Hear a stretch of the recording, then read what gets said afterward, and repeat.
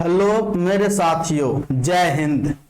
मैं वीपी गुप्ता आप सभी का अपने यूट्यूब फैमिली मैथ्स गाइड में हार्दिक अभिनंदन करता हूं, हार्दिक स्वागत करता हूं।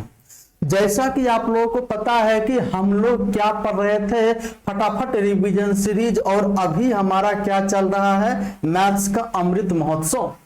मैथ्स का अमृत महोत्सव नाम की जो है नाम से एक सीरीज हम लोग चला रहे हैं। इसमें टॉप 500 क्वेश्चन को मैंने आपके सामने लेकर आया हूं, और इस 500 क्वेश्चन को हम लोग जो है सो यानी किसमें मैथ्स का अमृत महोत्सव में हम लोग जो है सो टॉप 500 क्वेश्चंस को डिस्कस करेंगे। हमने पिछले क्लास में कुछ पढ़ा था और हमने आपको 2 सवाल आपके लिए होमवर्क के लिए मैंने दिया था, और मैंने बोला था कि ये दोनों सवाल आप लोगों को करके आने हैं। तो हम ये उम्मीद करते हैं कि आप लोग उसको किए होंगे, और उसको मैंने बोला था कि उसका आंसर कमेंट बॉक्स में मुझे देना है, यानी मुझे उसका आंसर कमेंट बॉक्स में आप लोगों को देना था। तो आप लोगों ने कुछ लोगों ने आंसर दिया, कुछ लोगों ने नहीं दिया। तो हमें जो है सो लगता है कि आप लोग ईमानदारी से इस सीरीज का फायदा नहीं ले रहे हैं। आप लोग इसका फायदा लीजिए, और उसके बाद अगर इस चैनल पे अगर नए होंगे, अगर आपने लाइक नहीं कर रखा होगा तो लाइक कर लीजिए, उसके बाद शेयर कर दीजिए, और अंत में अगर सब्सक्राइब नहीं किए होंगे तो सब्सक्राइब करके घंटा जरूर दबा देना, बेल आइकन का आप जो है सो जरूर उसको जो है सो दबा देना, ताकि आपको समय समय पर नोटिफिकेशन मिलता जो है सो रहे कि कब कब क्लास होती है। आपको मैं बता दूं, सुबह 7 बजे क्लास होती है, और फिर शाम में 7 बजे क्लास होती है। सुबह 7 बजे जो क्लास होती है उसमें हम लोग मिक्स्ड क्वेश्चंस का प्रैक्टिस करते हैं मॉक टेस्ट के फॉर्म में, और शाम को 7 बजे होती है, वह आपका चैप्टर वाइज क्लास चलती है ना, बेसिक कंसेप्ट के साथ, है ना। तो आइए हम लोग जो है सो अपनी बात को स्टार्ट करते हैं। अपनी जो कंसेप्ट है, अपना जो फटाफट रिवीजन सीरीज है, उसको हम लोग जो स्टार्ट करते हैं। उसमें हम सबसे पहले आपको बताएंगे कि जो मैंने क्वेश्चन आपके लिए कल छोड़ा था 2 प्रश्न, उसका हम लोग जो है सॉल्यूशन करेंगे। और वो प्रश्न क्या है, ये रहे आपके सामने नजर आ रहा होगा। ये क्वेश्चन क्या कह रहा है, इसको ध्यान से पढ़ो। क्वेश्चन क्या कह रहा है, इसको आप ध्यान से पढ़ो, और इसका आप मुझे आंसर बताओ कि इसका आंसर क्या होगा। चलिए, इसने ये कहा है 12,000 रुपए की धनराशि पर 5 वर्ष के अंत में साधारण ब्याज 6,000 रुपया होता है।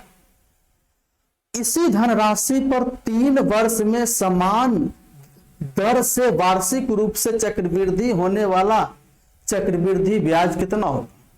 तो सबसे पहले हमें यह बताओ, 12,000 रुपए धन राशि पर 5 वर्ष में 6,000 रुपया साधारण ब्याज मिला, यानी 12,000 का आधा मिला। 12,000 का आधा का अर्थ हो गया 50%। तो मुझे ये बताओ, 5 वर्ष में 50% साधारण ब्याज। अब यहां पर ध्यान से आप पूछ रहे हैं, देखिए 12,000 रुपया वह राशि था, और साधारण ब्याज उसको मिला 6,000 जो है सो रुपया। तो हमें बताओ इसका ये आधा है कि नहीं है। तो इसका मतलब SI अगर परसेंट की बात करूं तो यानी आधा मतलब 50% हुआ कि नहीं हुआ। और SI इक्वल टू होता क्या है, RT परसेंट में, ये हो गया आपका 50% हुआ कि नहीं हुआ। रेट मुझे नहीं पता, लेकिन ये 5 साल में हो रहा है कि नहीं हो रहा है। तो ये आपका हो गया कितना, 50। तो यहां से हमारा रेट जो है सो निकल के आ गया 10% रेट आपका निकल के आ गया। रेट हमारा कितना जो है सो निकल के आ गया मेरे भाई, 10% रेट निकल के आ गया। अब अगर रेट हमारा कितना निकल के आ गया, 10% पर एनम, है ना। तो मुझे बताओ 3 साल का चक्रवृद्धि ब्याज कितना होगा। आपको तो याद होनी चाहिए सीधे, 10% पर एनम से 3 साल का चक्रवृद्धि ब्याज कितना होगा। तो आपको सीधे याद होना चाहिए इसका। आपने फॉर्मूला आपको बताया था, क्या बताया था, R का क्यूब करना, इसको 2 डिजिट में लिखना, फिर उसके बाद 3R स्क्वायर करना, और इसको 2 अंक में लिखना, फिर यहां पे दशमलव, और यहां पर 3R आपका हो गया। ये हो गया CI 3 साल का। तो हमारा कितना है, रेट है 10%, 10 का क्यूब 1000, इसको आपको लिखना है 2 अंक में, 1000 को 2 अंक में आप लिखोगे तो 00, कैरी बच गया आपका 10।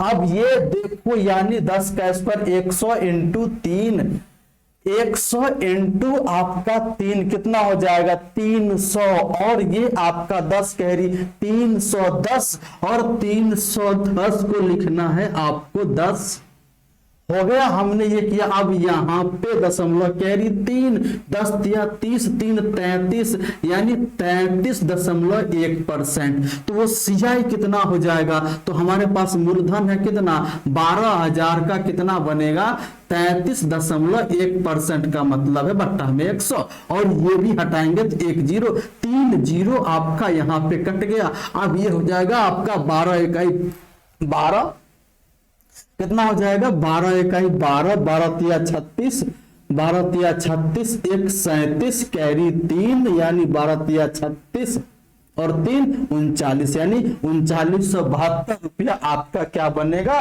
चक्रवृद्धि ब्याज बनेगा। आंसर नंबर क्या बना, डी आपका क्या हुआ राइट आंसर। राइट आंसर कितना आ गया आपका डी। इस सवाल का राइट आंसर कितना आ गया आपका डी, बस कुछ नहीं था, जैसे दे रखा था वैसे मैंने इसको सॉल्व किया, आंसर आपके सामने। चलिए दूसरा नंबर प्रश्न, प्रश्न नंबर दूसरा जो आपकी स्क्रीन पे या आपके यहाँ पे सामने नजर आ रहा होगा, और दूसरा नंबर प्रश्न को आप लोग सॉल्व कीजिए और फटाफट बताइए इसका आंसर क्या होगा। जल्दी बताइए, फटाफट इसका बताइए आंसर क्या होगा। जल्दी से, कितना जल्दी आंसर आप देते हो मैं आप लोगों को देख रहा हूं। कहा ए बी और सी के बीच 31,866 रुपए की राशि को इस प्रकार विभाजित किया जाता है कि ए और बी के भागों का अनुपात 9:8 है, और ए और सी के भागों का अनुपात 4:5 है। तो बी का भाग रुपए में ज्ञात करें। अब यहां पर हमारे पास दो रेशियो अलग अलग है, पहला ए बी है और फिर ए सी है।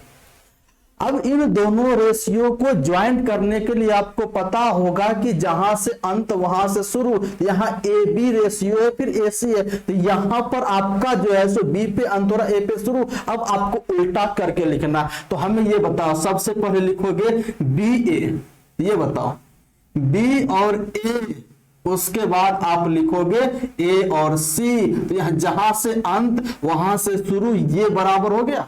अब ये बताओ ए और बी के भागों का अनुपात 9:8 है, तो बी ए का कितना हो जाएगा 8:9। कितना हो जाएगा मेरे साथियों 8:9, और फिर और उसके बाद ए और सी के भागों का अनुपात कितना है, तो यहां पर 4:5 है। कितना है 4:5 आपका 5। अब इसको आप ज्वाइंट करोगे तो ये हो जाएगा पहले बी, उसके बाद ए और उसके बाद सी, तो कितना हो जाएगा 8 चौक 32 रेशियो 9 चौक 36 रेशियो, ये जो है सो 9 पचे 45, ये आपका बना। आ गई बात। अब हम इन सबको जोड़ेंगे तो कितना हो जाएगा, ये आपका 5 6 11 और 2 आपका 13 हो गया। बात कितना हो गया, या आपका 13, तो ये हो गया 5 5 3 8 और 8 और 3 11, यानी 113 यूनिट। कितना हुआ रेशियो में 113, जो किसके बराबर है, टोटल किसके बराबर है, तो ये आपका हो गया 31,866, यानी 31,866 के बराबर है। टोटल आपका कितना हो गया 31,866। अब हमें 113 से भाग देना है किसमें 31,866 में, तो 113 इंटू 2 226। अब ये इसमें से घटा हो गया आपका 2 हो जाएगा, और ये आपका जो है सो 9, कितना हो गया आपका 92। कितना हो गया आपका, ये 8 में से ये घटा हो गया आपका कितना 2, और ये 11 में से 2 घटा ऊपर उतरेगा आपका 6। अब ये 11 और ये जो है सो, हाँ तो आपका जो है सो 9 से नहीं लगेगा, अब 8, तो ये नहीं 8 से आप जो है सो लगाओगे 8 तिरिक 24 और 11 8 88 और 2 आपका 90, तो यहां से आपका हो गया 2, यहां से 2 ये कट गया 6, यानी आपका 2। तो यहां पर 1 यूनिट का मान कितना जो है सो निकल के आ गया 282। 1 यूनिट का मान कितना जो है सो निकल के आ गया आपका 282 निकल के आ गया। बात आ रही है, बात मुझे बताओ, बात समझ में आ रही है? किसी को कोई दिक्कत? बिल्कुल नहीं। अब हमसे पूछा है बी का भाग क्या है, तो मुझे बताओ, यानी पहले बी है तो बी का भाग तो यही है ना, तो बी का भाग कितना हो जाएगा 32 इंटू 282। अब आप ऑप्शन को ध्यान से देखो, अब आप ऑप्शन को ध्यान से देखो, इकाई अंक 2 है, इकाई अंक 2 है, कितना बनेगा 2 दूना 4 बनेगा। अब ऑप्शन को ध्यान से देखो, केवल एक ही ऑप्शन में इकाई अंक 4 है, वह आपका ऑप्शन नंबर क्या बना, ए बना, यानी इसका उत्तर हो जाएगा 90 24 आपका क्या बनेगा, इसका उत्तर बन जाएगा। बात समझ में आ गई? किसी को कोई दिक्कत? बिल्कुल कोई दिक्कत नहीं हुआ होगा, हमने बिल्कुल आसानी से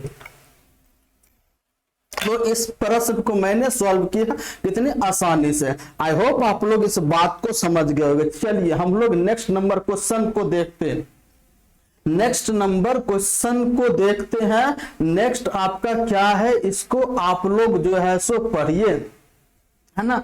आइए, यानी यहां पर है कि यानी क्वेश्चन नंबर 3, क्वेश्चन नंबर 3 पढ़िए, बिल्कुल आपका आसान है। अरे बिल्कुल आसान है, हम लोग क्या है ना, पूरे बिल्कुल हम लोग जो है सो एग्जाम में क्वेश्चन को पढ़ने के लिए तैयार रहते हैं, है ना। रहते हो कि नहीं रहते? बिल्कुल रहते हो। चलिए, n का मान यहां पर है 7 + 4√3, n इज इक्वल टू 7 + 4√3, और आपसे पूछा क्या है मेरे भाई, √n प्लस, हाँ तो √n + 1/√n का मान क्या हो। तो ये हमारा किसका मान है, n का मान है, तो मुझे √n का मान चाहिए यहाँ पे। तो इसके लिए करना क्या पड़ेगा, ध्यान से आप देखिए, इसको मुझे होल स्क्वायर बनाना है, होल स्क्वायर बनाना है, तो ये आप रखोगे 7 प्लस, अब यहां पर होल स्क्वायर में यहां पर होता है 2ab, यहां पर रखोगे 2 और जो बच गया अंदर, जो बच गया 2 अंदर जाएगा तो 4 × 3। अब ध्यान से अब देखो, 4 और 3 को जोड़ोगे 7, तो इसका अर्थ हो गया 4 + √3 होगा। अरे बोलो, 4 + √3, क्या इसको आप 4 + 3 लिखोगे, और ये प्लस 2 इंटू कितना आपका हो गया, ये 4 × 3, तो क्या यह किसी का होल स्क्वायर बना। अगर इसको a² + b² + 2ab का फॉर्म है, यह आपका a² + b² + 2ab का फॉर्म में है, तो यह आपका किसका होल स्क्वायर जो है बनेगा, तो 2 + √3 का ये होल स्क्वायर बन जाएगा। हो गया? हाँ, अरे भैया 2 का स्क्वायर 4 और √3 का स्क्वायर 3, ये मिल गया n का मान। अब इधर दोनों तरफ रूट चढ़ाओगे तो ये स्क्वायर हट जाएगा, तो कितना बनेगा 2 प्लस, हाँ तो ये आपका 2 + √3 हो जाएगा। अगर मुझे 1/√n चाहिए, ये हो जाएगा 1/2 + √3, स्क्वायर का अंतर एक ऊपर में है, ये सीधे आप लिखोगे 2 - √3, हो गया, बात खत्म। n का मान कितना है हमारा निकला, तो 2 + √3 और 1 + n का मान कितना जो है निकला आपका 2 - √3, √3 से √3 कट गया, आपका 2 और 2 कितना आंसर बन गया आपका 4। इस सवाल का आंसर यानी ऑप्शन नंबर कौन सा बना, बी आपका क्या हुआ, राइट आंसर हो गया। तो हाँ, तो इसका राइट आंसर कौन सा बन गया, बी आपका राइट आंसर हो गया। चलिए नेक्स्ट नंबर क्वेश्चन को ध्यान से देखते हैं और हमें इसका सॉल्यूशन करते हैं। क्वेश्चन नंबर 4, क्वेश्चन नंबर 4 को पढ़िए और मुझे उत्तर बताने की कोशिश कीजिए कि क्या कहना चाह रहा है मेरे भाई, क्या कहना चाह रहा है मेरे भाई। क्वेश्चन नंबर 4 को देखिए, यहां पर आपका जो लिख रखा है, एक साइकिल का अंकित मूल्य 1500 रुपए है जो लागत मूल्य से 25% अधिक है। यदि इसे 10% की छूट पर बेचा जाता है तो लाभ प्रतिशत ज्ञात करें। अब ध्यान से अब देखो, पूछा क्या है, लाभ प्रतिशत, वैल्यू पूछा है प्रतिशत में। अब जब प्रतिशत में पूछे या रेशियो में पूछे तो मुझे रियल नंबर की कोई आवश्यकता नहीं है। मुझे रियल नंबर यहाँ पर अंकित मूल्य 1500 रुपया है, इसकी मुझे कोई आवश्यकता नहीं है। अगर अंकित मूल्य 1500 रुपया नहीं भी देता तो हम इसका आंसर निकाल देते। इसमें परसेंट में अगर यही आपका पूछता रुपीज में कितना का लाभ हुआ, तब हम जो है सो 1500 रुपया का मुझे यूज करना पड़ेगा। लेकिन हमसे क्या पूछा है, परसेंट में। तो सबसे पहले यहां पर क्या कहा कि अंकित मूल्य 1500 रुपया है जो लागत मूल्य से 25% अधिक है। इसका मतलब अंकित मूल्य जो है लागत मूल्य से 25% अधिक है। तो अगर हमारा लागत मूल्य सीपी अगर मान लू 100 है, इसका अंकित मूल्य एमपी मार्केट प्राइस इससे 25% अधिक, मुझे बताओ 125 यूनिट हो जाएगा। बोलो हाँ या ना, हो जाएगा यहां तक, बिल्कुल हो जाएगा। अब यहां पर क्या कह रहा है कि इसे 10% की छूट पर बेचा जाता है। अब मुझे बताओ छूट किस पर दिया जाता है, एमपी पर। एमपी पर छूट देके अब उसको बेचेगा, तो इसका जो है कितना जो है 10%, तो यानी 125 का 10% 12.5 का छूट देगा। तो यानी 125 रुपए की वस्तु है, उसको 12.5 रुपए की छूट उसने दिया, तो कितना में बेचेगा, 112.5 में उसको सेल करेगा। अब हमें बताओ लाभ कितना हुआ, तो सीपी 100 एसपी ये, तो यहां से लाभ कितने का हो गया, तो आप कहोगे सर 12.5 का लाभ। कहां से, सीपी 100 से, और 100% यहां पर हम लोग लिखते हैं, तो ये से ये कटा, आपका कितना हो गया मेरे भाई, 12.5% का आपका क्या हो गया, आपका प्रॉफिट हो गया। 12.5% का आपका प्रॉफिट हो गया, 12.5% का आपका प्रॉफिट हो गया, जो ऑप्शन नंबर किसके बराबर, ए के बराबर। तो मुझे बताओ यहां पर 1500 रुपए की कोई आवश्यकता थी, बिल्कुल मुझे आवश्यकता नहीं थी। कब, जब मुझे परसेंट में निकालना हो तब। आ गई बात, बिल्कुल समझ गए।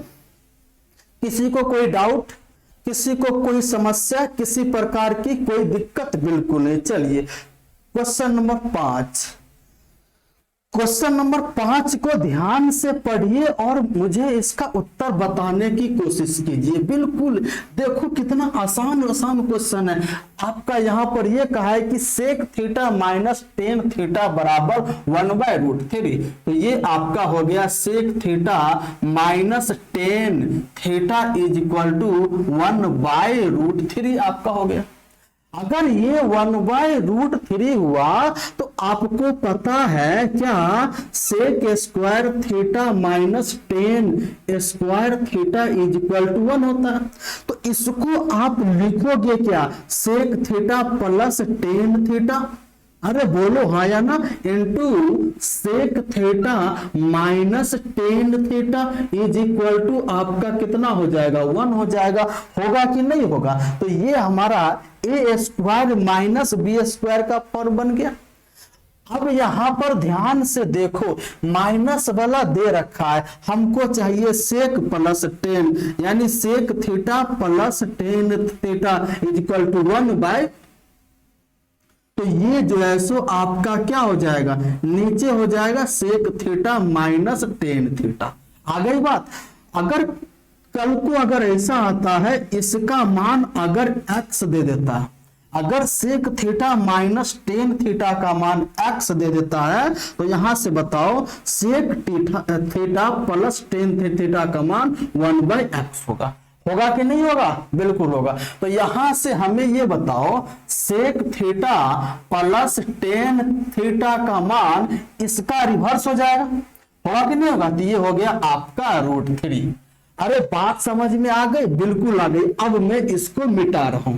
चलिए अब आप ध्यान से देखो, दोनों को जोड़ दो, ये और ये माइनस प्लस कट गया, तो 2 sec theta is equal to 1/√3 plus में √3, तो ये हो जाएगा 1 + 3/√3।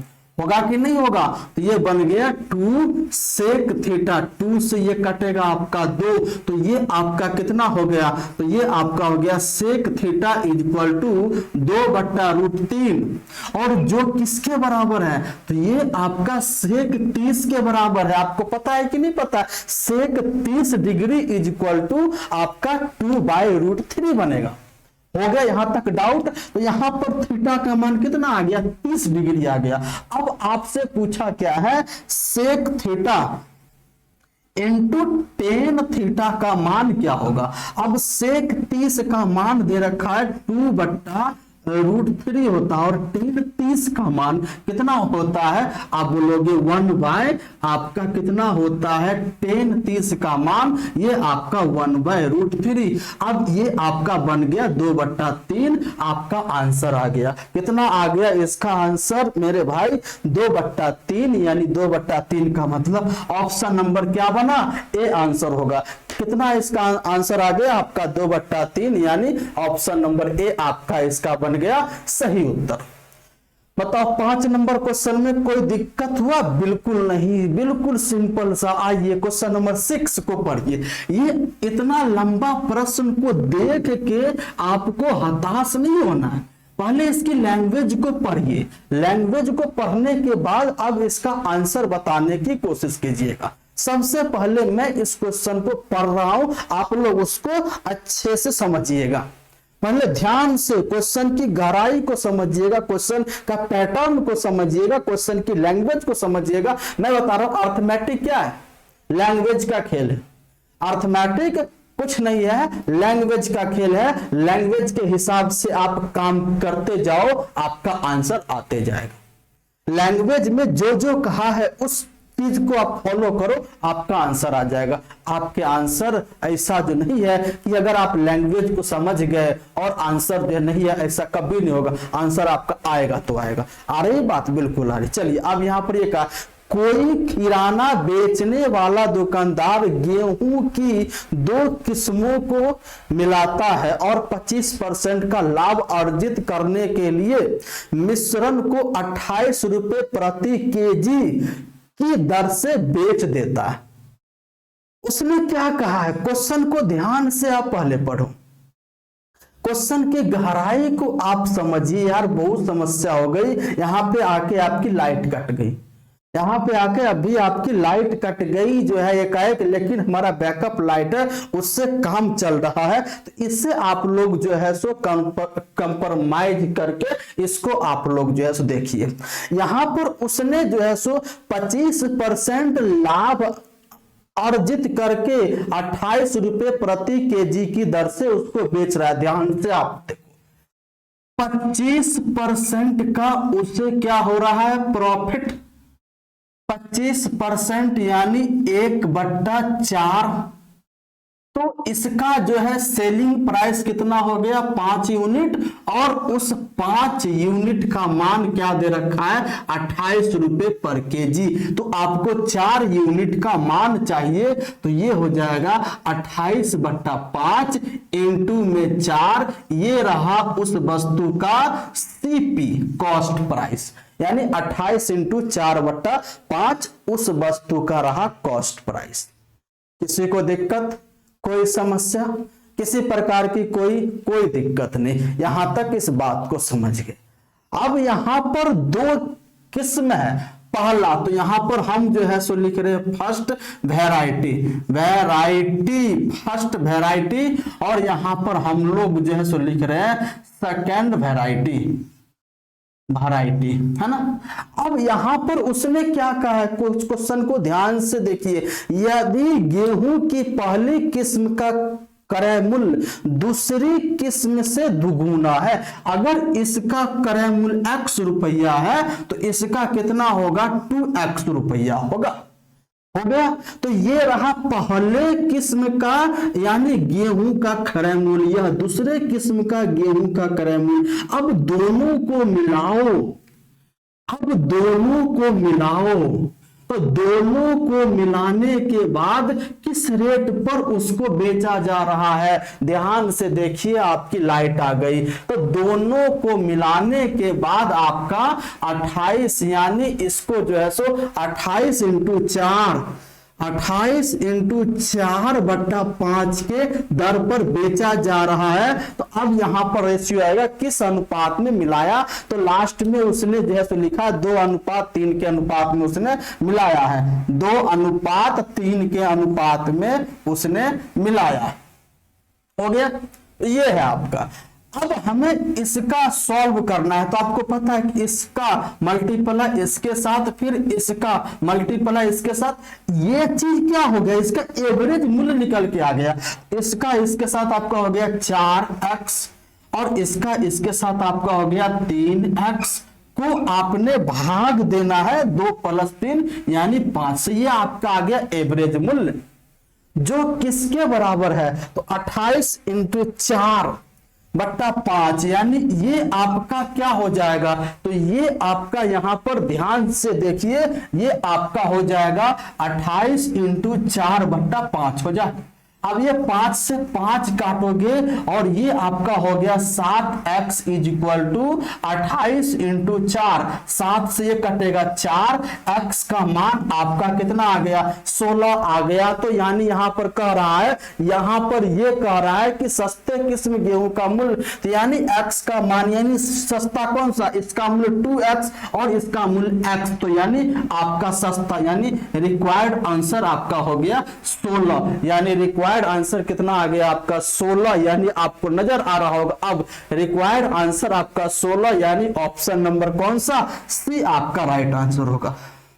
कौन सा ऑप्शन हो गया आपका, सी आपका क्या हुआ, राइट आंसर हो गया। तो इस बात को, इस बात की गहराई को आप लोग समझ पाए कि नहीं समझ पाए, है ना। अब ये आपका यहां पर क्वेश्चन है और ये आपका सॉल्यूशन यहां पर आपको नजर आ रहा होगा पीछे में। अब ये रहा, आइए क्वेश्चन नंबर 7 नंबर प्रश्न को हम लोग देखिए और इसका आंसर बताने की कोशिश कीजिए। जल्दी बताइए, जल्दी फटाफट आप मुझे आंसर बताइएगा 7 का क्या होगा। इसमें कह रहा है ए किसी कार्य के 1/5 भाग को 12 दिन में पूरा कर सकता है, बी उसी कार्य के 20% भाग को 10 दिन में पूरा कर सकता है, सी उसी कार्य के 1/6 भाग को 8 दिन में पूरा कर सकता है और डी उसी कार्य के 1/5 भाग को 12 दिन में पूरा कर सकता है। तो अब आपसे पूछा है, यदि चारों लोग कार्य को एक ही समय पर शुरू करते हैं तो उनमें से कौन सबसे पहले कार्य को पूरा करेगा। जो कम समय लेगा पूरे कार्य को करने में, वही तो आपका सबसे पहले पूरा करेगा। अब यहां पर किसकी बात हो रही है, ए की बात हो रही है। ए आपका 1/5 कार्य को 12 दिन में पूरा करता है, तो पूरा कंप्लीट कार्य को 60 दिन में पूरा करेगा। अरे बोलो हाँ या ना, कंप्लीट कार्य 1/5 कार्य को 12 दिन में, तो कंप्लीट 1 यूनिट कार्य को 60 दिन में। अब की बार यहाँ का बी उसी कार्य के 20% मतलब 1/5 भाग, बोलो 10 दिन में तो पूरा, यानी बी 20% मतलब हो गया 105 भाग, यानी 10 दिन में, तो यानी पूरा 100% 5 से गुना, तो ये हो गया आपका 50 दिन में। अगर सी की बात करूं तो सी के लिए क्या कहा, 1/6 कार्य 8 दिन में पूरा करता है, तो कंप्लीट 1 यूनिट कार्य 8 × 48 दिन में पूरा करेगा। ये आपका कहने का मतलब है। अब यहां पर कह रहा है डी की बात हो रही है, 1/5 भाग काम 12 दिन में, तो कंप्लीट आपका 60 दिन में। अब आपसे पूछा है कि अगर चारों एक साथ काम करे, एक ही समय पे कार्य को शुरू करे, तो सबसे पहले कौन है जो कार्य को पूरा करेगा? तो सबसे पहले वही कार्य पूरा करेगा जो कम समय लेगा। आप देख रहे हो सी आपका क्या हो रहा है, सी आपका इन सब से कम समय ले रहा है, यानी आपका उत्तर हो जाएगा सी, आंसर बन जाएगा आपका सी। उस कार्य को सबसे पहले पूरा करेगा। तो किस ऑप्शन में सी है, यानी ऑप्शन नंबर ए में आपका सी है, तो यही आपका उत्तर हो जाएगा। कितना हो जाएगा? यही आपका उत्तर हो जाएगा। चलिए 8 नंबर प्रश्न, 8 नंबर प्रश्न को आप लोग सॉल्व कीजिए, जल्दी से जल्दी सॉल्व कीजिए 8 नंबर प्रश्न का आंसर। इसमें कहा है कि श्री राम ने, आप लोग इसको पढ़िए, अच्छे से पढ़िए और अच्छे से पढ़िए, उसके बाद आंसर दीजिए। उसने कहा है श्री राम ने 12,200 रुपए की धनराशि साधारण ब्याज पर 2% वार्षिक दर से 4 वर्षों के लिए निवेश किया। अब यहां पर उसने कितना है? 12,200। अब देखिए श्री राम ने 12,200 रुपए की राशि 2% वार्षिक दर से 4 साल के लिए निवेश किया। तो यहां से उसको कितना ब्याज प्राप्त होगा? तो यहां से उसको सिंपल इंटरेस्ट कितना प्राप्त होगा? तो यानी कितना आपका 2 चौक 8, तो यानी 12,200 का 8% आपका ब्याज प्राप्त होगा। 8% का मतलब हो गया 8 दूना 16 और 12 8 96, 1 97, 976 रुपया उसको साधारण ब्याज प्राप्त होगा उसको 4 साल में। आ गई बात, यहां तक हो गई बात, यहां तक बन गई। यानी पहला के हिसाब से मैंने इसको सॉल्व किया। अब उसके बाद कहा है बाद में उसने मूल धन राशि के साथ साथ अर्जित ब्याज को भी साधारण ब्याज की उसी दर पर अगले 4 वर्ष के लिए निवेश किया। यानी अब जो नेक्स्ट 4 वर्ष के लिए निवेश किया, क्या किया उसने? मूलधन तो ये था ही, और इस मूलधन के साथ साथ ये ब्याज भी उसने निवेश किया। तो यानी टोटल कितना हो गया? तो यानी आपका 6 का 6 और ये आपका हो गया 7 का 7 और ये आपका 9 2 11, यानी 13,176 रुपया उसने अगले 4 वर्ष के लिए निवेश किया। 13,176 रुपया अगले 4 वर्ष के लिए निवेश किया। तो यहां पर रेट कितना है आपका? 2%। समय कितना है यहां पर? 4 साल। तो यहां से सिंपल इंटरेस्ट कितना प्राप्त होगा? यहां से आपका हो जाएगा 13,176 और ये आपका 4 दूना 8% आपका प्राप्त होगा। अब कुछ नहीं, 8 से मल्टीप्लाई कीजिए इसको। अब इसको 8 से मल्टीप्लाई कीजिए, तो 8 छक आपका 48 कैरी 4, 8 सते 56, 4 60 कैरी 6 और 8 और 6 आपका 14, 8 और 6 आपका 14 कैरी आपका 1 और ये 8 त्रिक 24 और 1 25 कैरी 2, 8 2 10 बट्टा में 100, 2 अंक आगे दशमलव, यानी 1054.08, यानी ऑप्शन नंबर ए आपका क्या हुआ? राइट आंसर हो गया। ऑप्शन नंबर ए क्या हो गया? आपका राइट आंसर हो गया। तो यानी हमने क्या किया? कुछ नहीं किया। देखो जैसे जैसे लैंग्वेज कहा है वैसे वैसे मैंने सॉल्व किया। आ गई बात समझ में आ गई। चलिए next number question, 9 number question आप लोग सॉल्व कीजिए। जल्दी बताइए इसका आंसर क्या बनने वाला। जल्दी 9 नंबर प्रश्न का आप लोग आंसर बताइए, तब तक मैं पानी पी लेता हूं। जल्दी से बताइएगा, जल्दी बताइएगा, जल्दी बताइएगा 9 का आंसर क्या रहने वाला है ना? जल्दी बताइएगा 9 का आंसर क्या रहने वाला है। आप लोगों का जो है सो लगता है क्वेश्चन आप लोगों से, देखो बिल्कुल आसान क्वेश्चन है। अरे बिल्कुल आसान क्वेश्चन है। अरे भैया जब इरादा बना लिया हो ऊंची उड़ान का, जब इरादा बना लिया हो ऊंची उड़ान का, तो देखना फिजूल है कद आसमान का।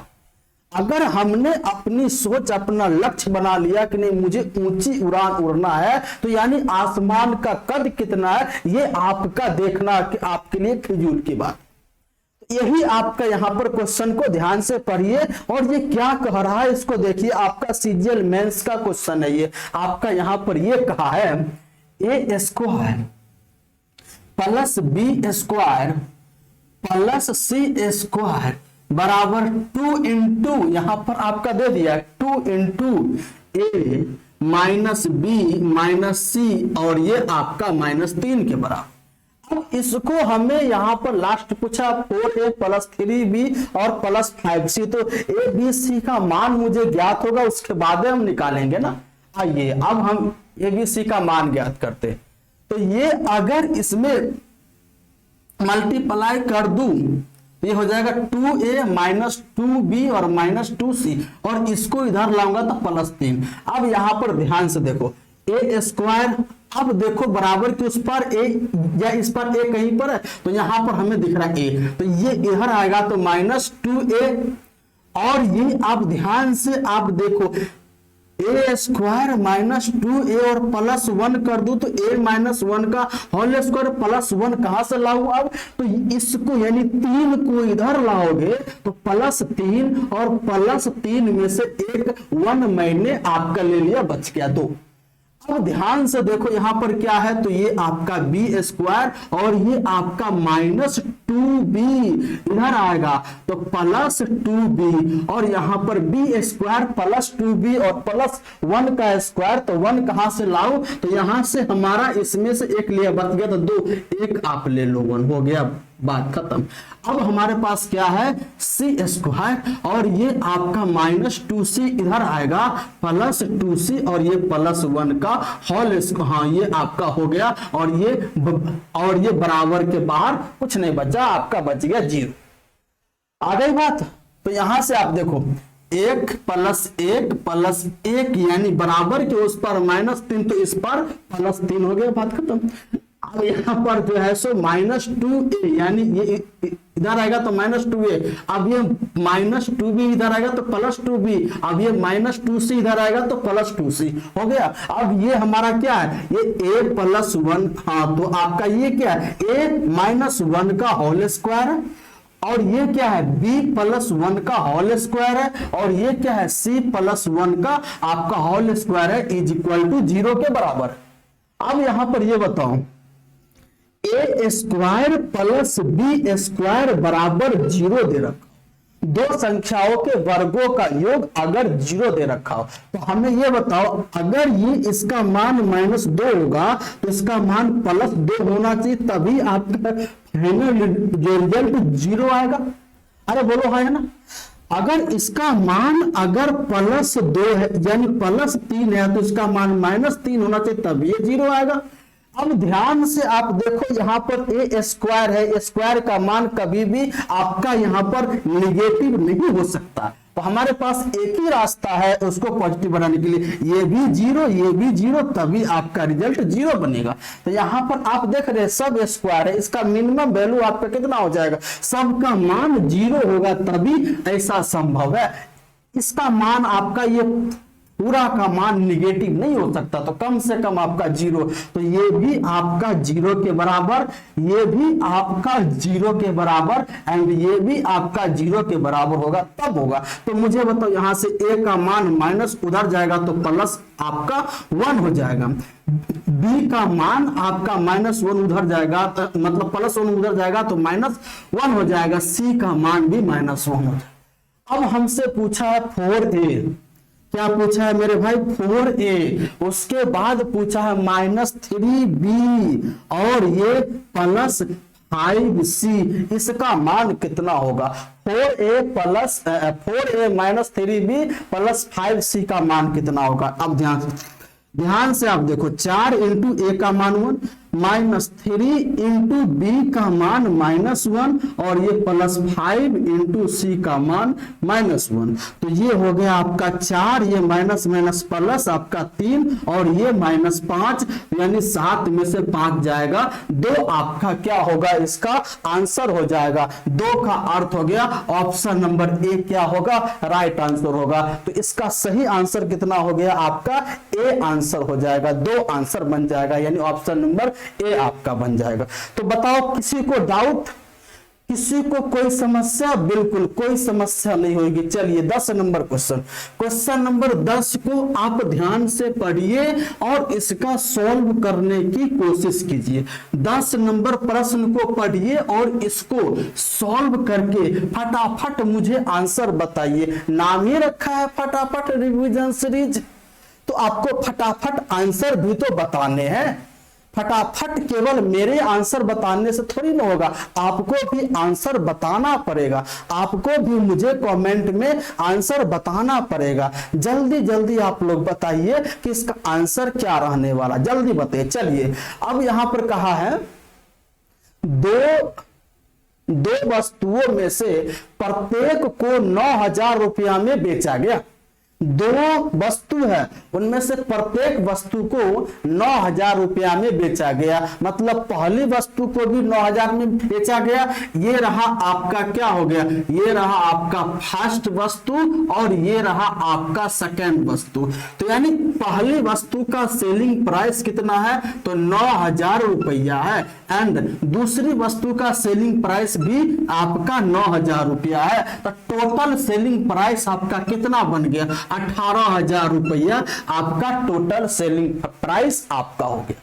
टोटल सेलिंग प्राइस आपका 18,000 रुपया। अब यहां पर कहा पहले को 50% हानि पर, यानी इसको 50% के लॉस पर आपको बेचा एंड दूसरे को 50% के लाभ पर बेचा। अगर आपका सेम परिवर्तन होता है ना तो हमेशा लॉस होगा।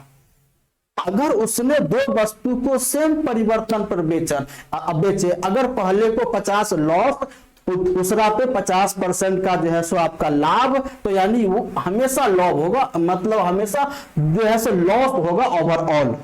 आगे बात आइए, तो इसका सेलिंग प्राइस 50% हानि, मतलब 50% में बेचा। अब 50% इसका सेलिंग प्राइस है तो कॉस्ट प्राइस आपका 100%, यानी 50% का मान जो है 9,000 है तो 100% का मान 18,000 आपका होगा। अरे बोलो हाँ या ना, होगा कि नहीं होगा? आप कहोगे सर बिल्कुल होगा। अब यहां पर ध्यान से आप देखो, दूसरी वस्तु को 50% के लाभ पर, उस वस्तु का सीपी 100% तो था और 50% उस पर लाभ कमाया था, यानी बेचा कितने में, 150% पे। तो 150% का मान है 9,000, तो यानी 1% का मान कितना हो जाएगा, तो आप कहोगे 60 रुपया। तो 100% का मान कितना हो जाएगा, यानी 6,000 रुपया। इसका टोटल सीपी कितना बना, 2,400 रुपया टोटल सीपी बना, 24,000 रुपया टोटल सीपी बना। अब इसको यहां पर देखो 18,000 में दो वस्तु को बेचा, जबकि दोनों को खरीद के लाया था 24 रुपया में, 24,000 रुपया में। तो यहां से लॉस भी तो हो रहा है। कितने का लॉस था, 24,000 में से 18,000 घटाओगे तो यानी 6,000 का उसका क्या हुआ, लॉस हुआ। 6,000 का उसका क्या हुआ, लॉस हुआ। यानी ऑप्शन नंबर कौन सा बन गया, ऑप्शन नंबर सी उसका राइट आंसर बन गया। देखो कितना आसान प्रश्न था, कितना आसान था। तो आप लोग इस बात को समझोगे तब तो, इस बात की गहराई को समझना पड़ेगा आपको, उसके बाद आपके लिए सारे प्रश्न क्या होंगे, आसान बन जाएंगे। चलिए 11 नंबर प्रश्न का आंसर क्या होगा, जल्दी बताइएगा। 11 नंबर प्रश्न फटाफट आंसर बताइएगा। क्वेश्चन नंबर 11 का आंसर क्या होगा, आप लोग मुझे कमेंट करके जल्दी आंसर बताइए, जल्दी जल्दी आंसर बताइए, फटाफट आंसर बताइए क्या बनेगा। तब तक मैं थोड़े से पानी पी लेता हूं। जल्दी आप लोग आंसर बताइए 11 नंबर प्रश्न का, जल्दी बताइएगा।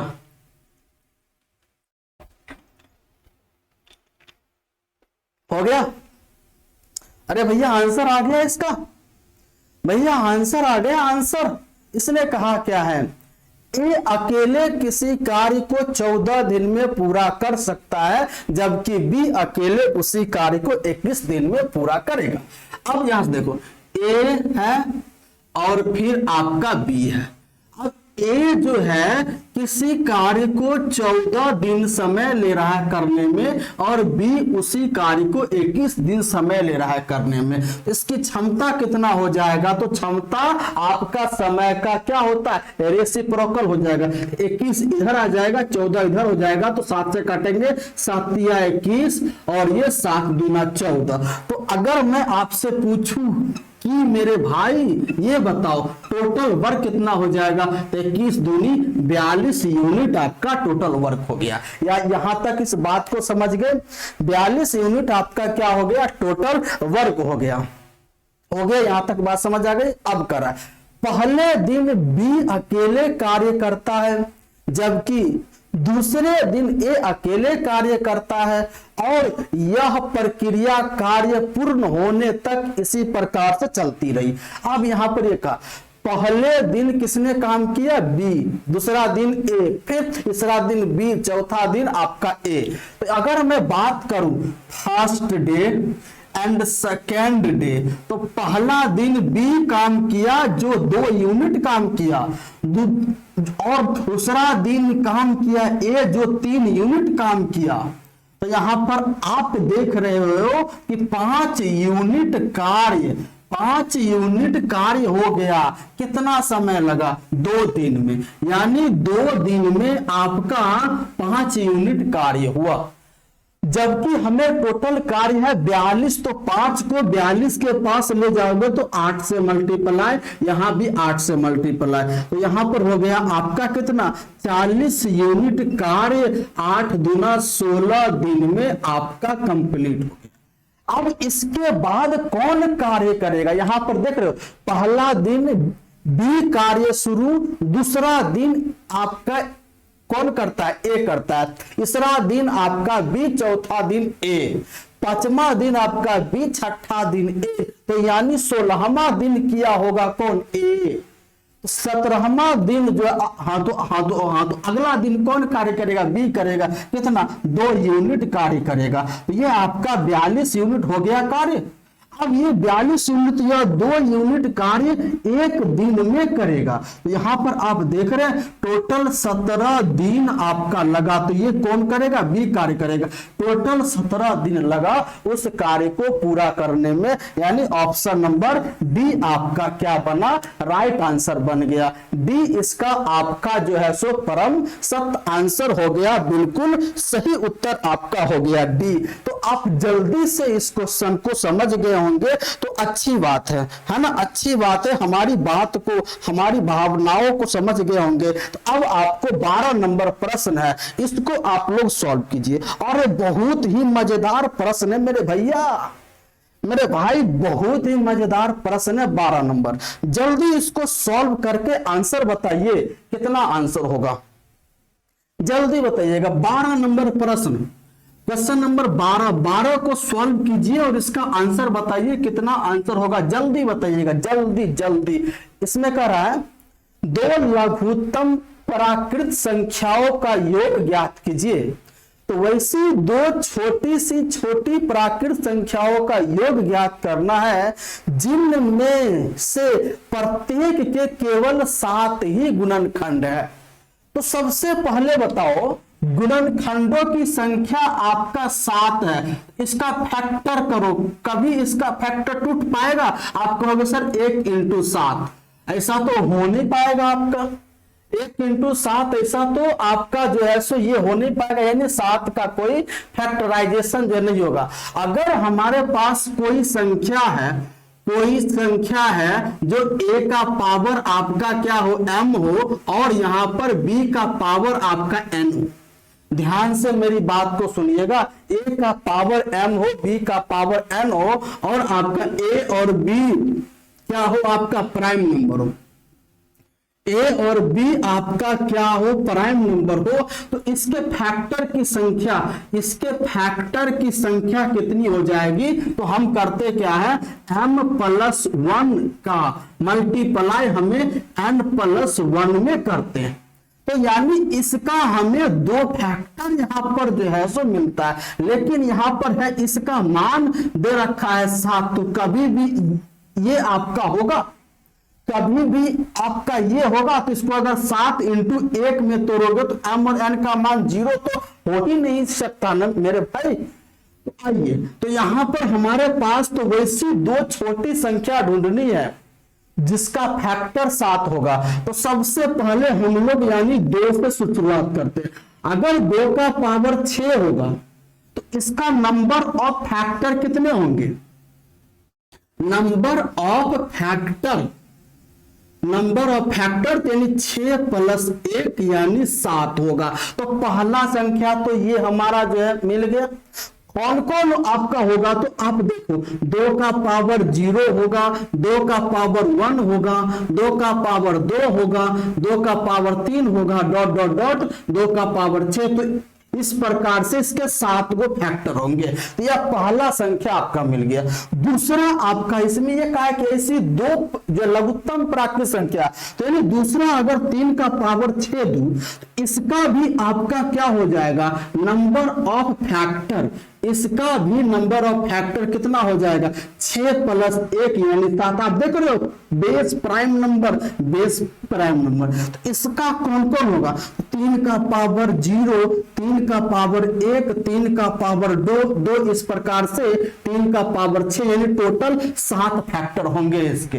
तो यानी आपका 2 के पावर 6 वह छोटा से छोटा है जिसका फैक्टर होगा 7, और फिर जो है 3 का पावर 6 वह लघुत्तम संख्या है, इसका फैक्टर होगा 7। तो सबसे पहली संख्या 2 का पावर 6, दूसरी संख्या 3 का पावर 6। अब इन दोनों को जोड़ दो तो मुझे बताओ 2 का पावर 6 कितना हो जाएगा? आपका 64 बन जाएगा, और ये 3 का पावर 6 आपका कितना बनेगा? 729 हो जाएगा। दोनों को जोड़ोगे तो ये आपका जो है सो 9 4 13, 6 2 8 1 9, यानी दोनों का योगफल 793 आपका क्या होगा? राइट आंसर होगा। राइट आंसर कितना हो गया? 793।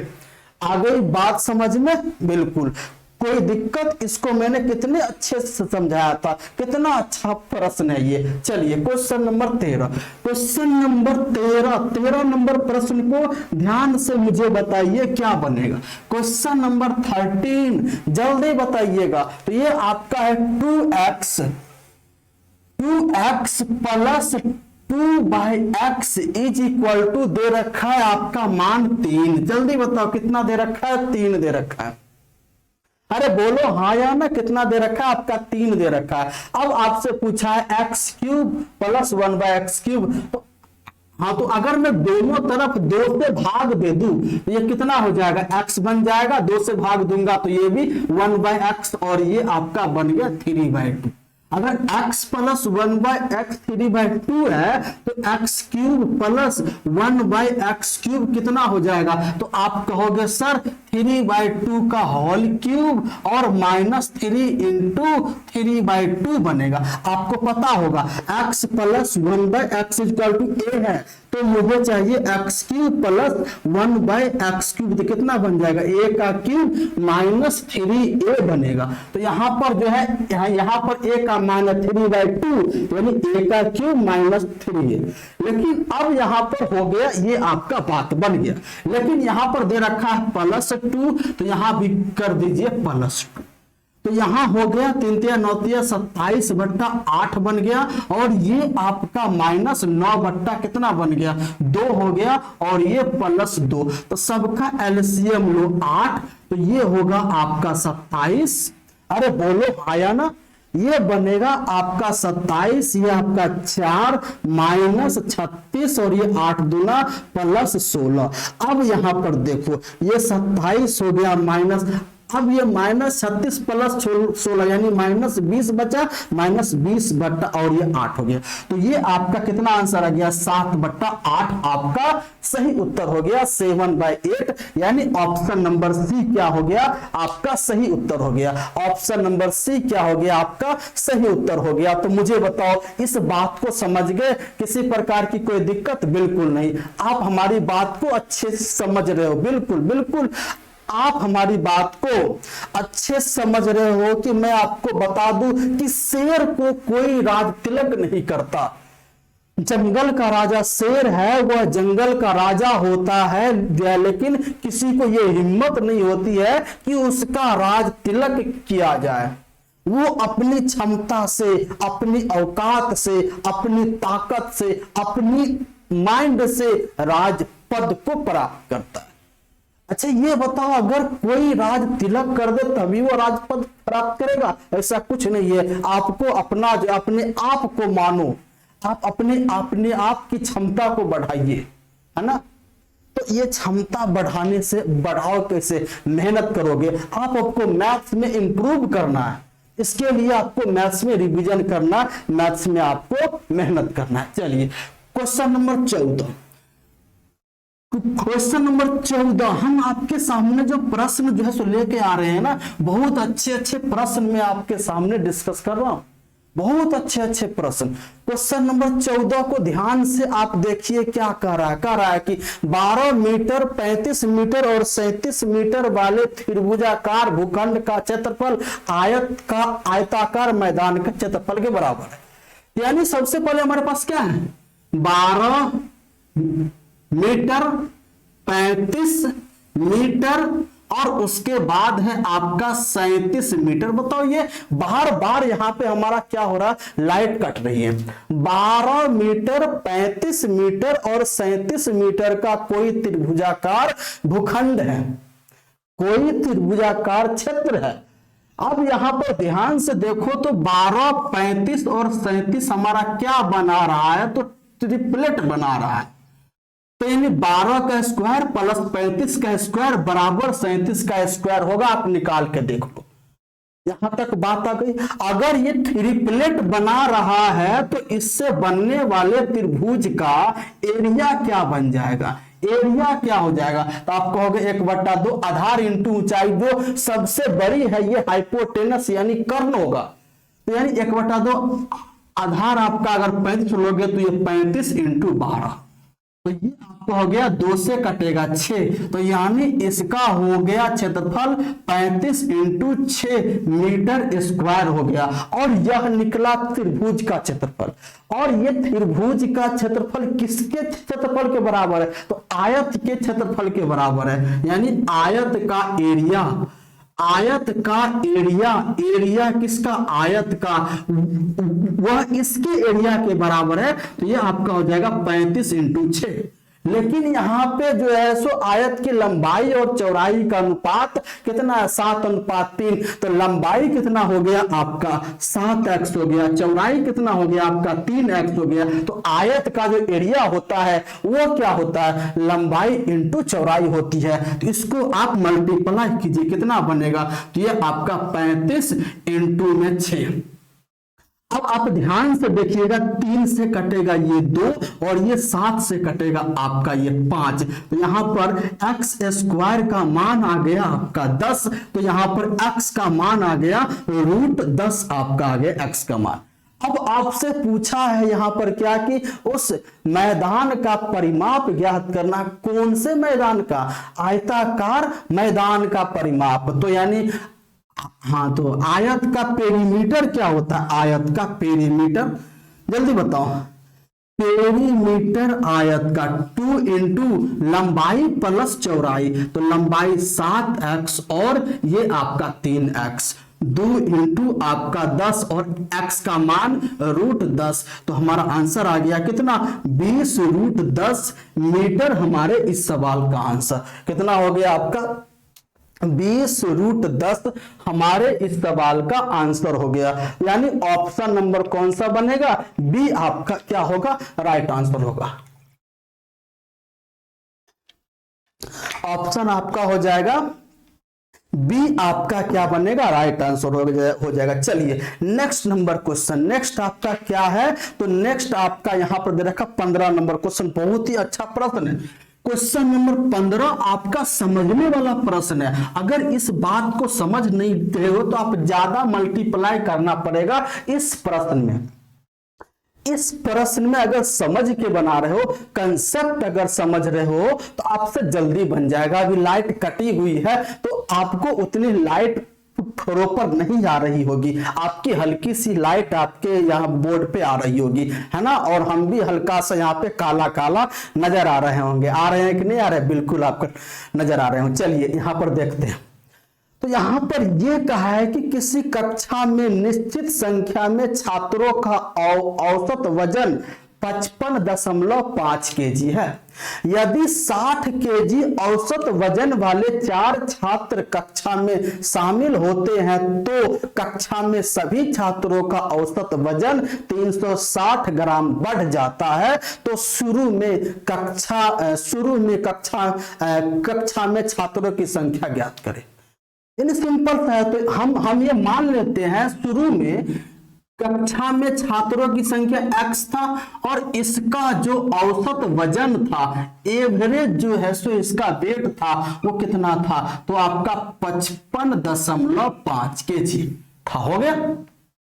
लेकिन इसमें अब क्या कहा है कि 60 केजी औसत वजन वाले 4 छात्र शामिल हो गए। मतलब उसमें 4 छात्र शामिल हो गए और चारों छात्रों का जो औसत वजन था वह आपका 60 केजी था।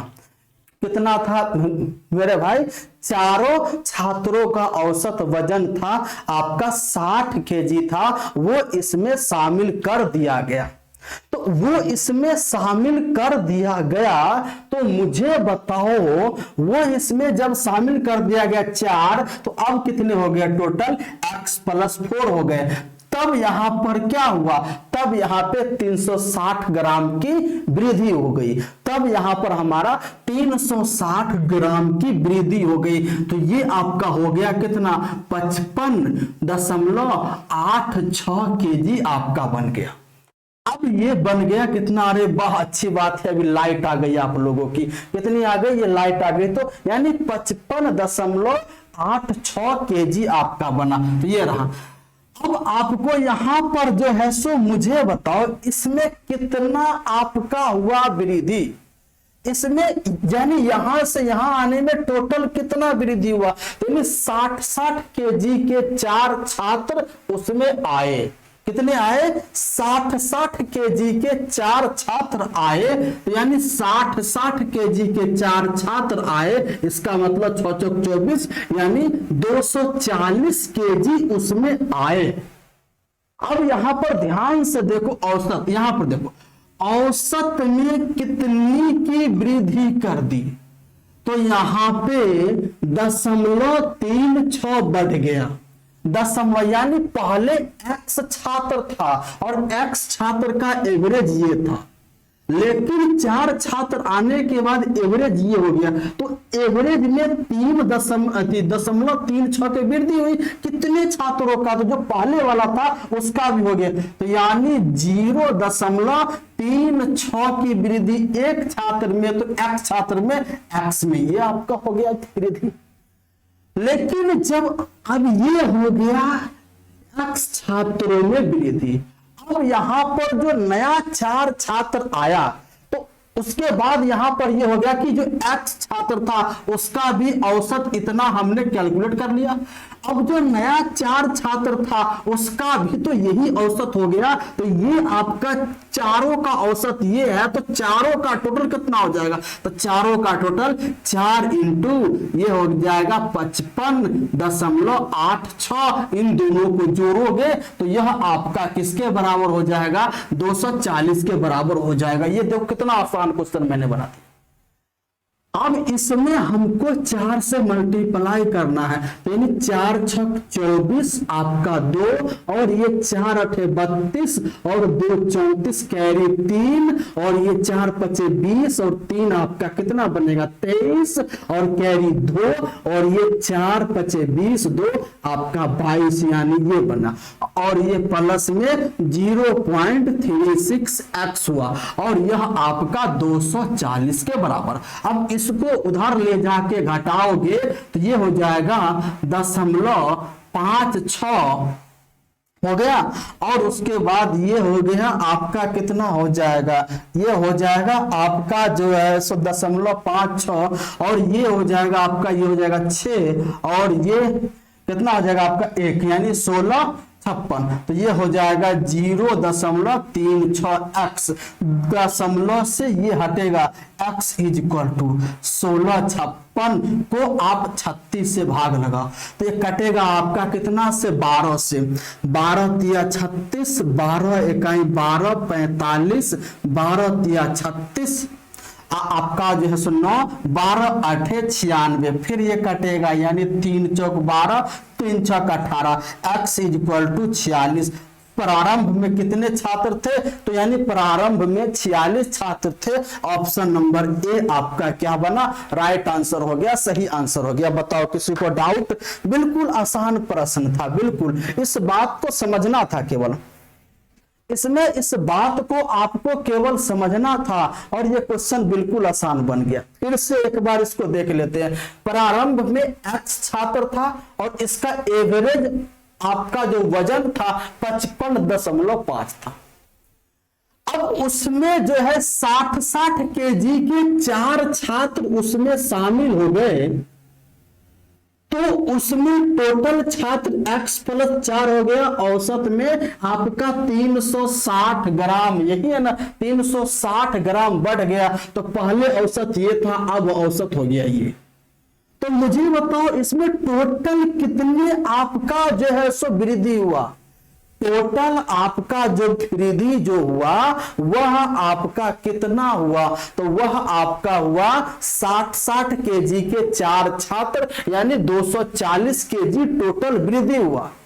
लेकिन अब इसमें कितना हुआ, तो पहले x छात्र का औसत वजन 55.5 था, लेकिन अब इसमें x का औसत वजन इतना, यानी कितने की वृद्धि औसत में, औसत में 0.36 की वृद्धि। और कितने छात्रों का, x छात्रों का, तो टोटल इसमें कितना बना, यानी 0.36x, यानी पहले वाले x छात्र में आपका टोटल वृद्धि इतना। लेकिन जो 4 छात्र आया उसका औसत वजन कितना है, 60 केजी है ना। लेकिन उन चारों का औसत हमने यहां पर ये दे रखा है, तो भाई इन चारों का औसत आपका दे रखा है, कम दे रखा है, आपका औसत दे रखा है कम, तो हमें चारों का टोटल मुझे बढ़ाना पड़ेगा, तब ना 240 के बराबर होगा। तो यानी इन चारों का ये जो है सो इतना आपका इंटू ये 4 आपका कितना हो जाएगा, ये हो जाएगा, ये आपका हो जाएगा। तो ये मैंने इसमें जोड़ा तब जाके 240 के बराबर हो गया। आ रही है बात? अरे बोलो आ रही बात? बिल्कुल आ रही। अब आपका आंसर 46 यानी ऑप्शन नंबर ए क्या बना, राइट आंसर। चलिए क्वेश्चन नंबर 16, बहुत ही अच्छा प्रश्न है ट्रिगोनोमेट्री का। क्वेश्चन नंबर 16 का आंसर आप लोग फटाफट बताइए कितना आंसर बनेगा आप लोगों के हिसाब से। अब यहां पर यह कहा है sine 17 is equal to X बट्टा वाई, यहां पर दे रखा है sine 17 degree is equal to X बट्टा वाई। एक्स बट्टा वाई तो साइन मतलब होता है लंब बट्टा कर्ण, तो ये P हो गया और ये H हो गया। तो हम एक यहां पर राइट एंगल कोई बना रहे हैं, राइट एंगल यहां पर बना रहे हैं। ये हमारा क्या है, एक राइट एंगल है। इसको मैंने माना 17 डिग्री। 17 के सामने आपका लंब ये x हो जाएगा, y आपको हाइपोटेनस हो जाएगा। अगर ये आपका जो है सो राइट एंगल है, ये x है और हाइपोटेनस y है, तो इसका मान कितना हो जाएगा, अंडर रूट कर्ण का स्क्वायर माइनस लंब का स्क्वायर, ये हो गया। अरे बोलो हाँ या ना।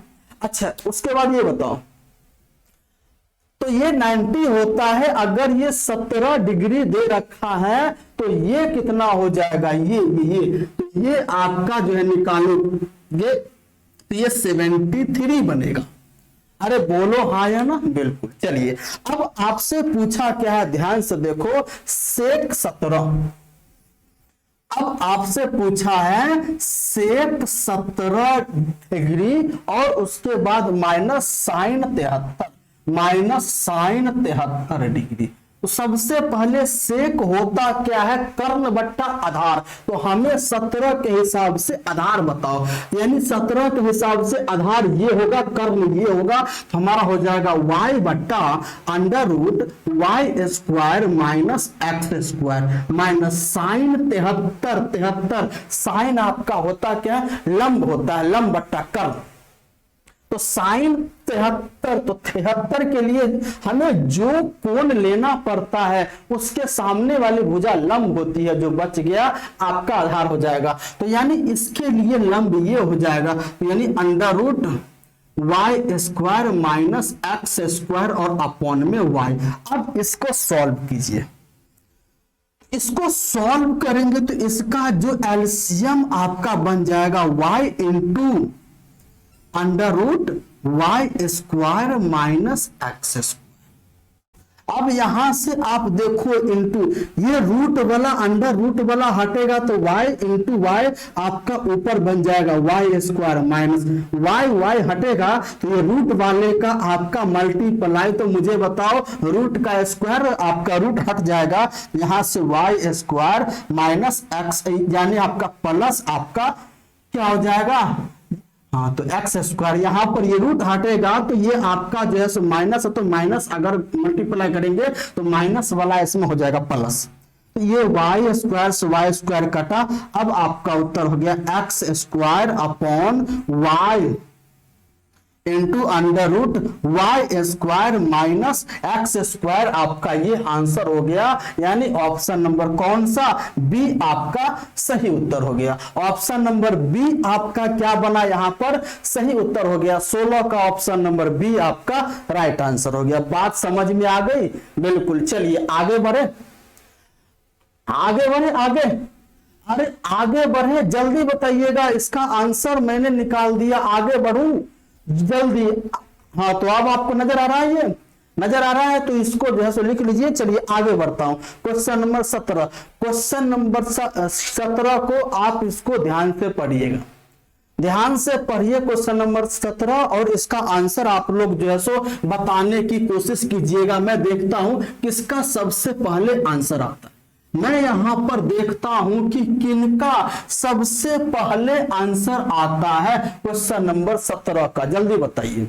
इसमें यह कहा है किसी व्यक्ति ने कोई निश्चित राशि उधार ली और पहले वर्ष के अंत में 4000 तथा दूसरे वर्ष के अंत में 7000 रुपए का भुगतान करके इसे चुकाने के लिए तैयार हुआ, और उसके बाद यदि वार्षिक रूप से चक्रवृद्धि होने वाली ब्याज दर 10% है तो उसने कितनी राशि उधार ली। यहां पर आपका सबसे पहले क्या दे रखा है, रेट दे रखा है 10%, होता क्या है 1/10। तो अगर एक साल की बात करें, अगर रेट है 10%, तो अगर कोई 10 है तो एक साल के बाद एक का ब्याज 11 हो जाए। अगर 2 साल की बात करें तो ये आपका क्या है, चक्रवृद्धि ब्याज है। तो 2 साल की बात करें तो चक्रवृद्धि ब्याज आपका पावर पे जाता है। 2 साल की बात करें तो यानी 10 का पावर 2, 11 का पावर 2, यानी 100 से कितना बन जाएगा 121। आ गई बात, अरे बात समझ में आ गई, बिल्कुल।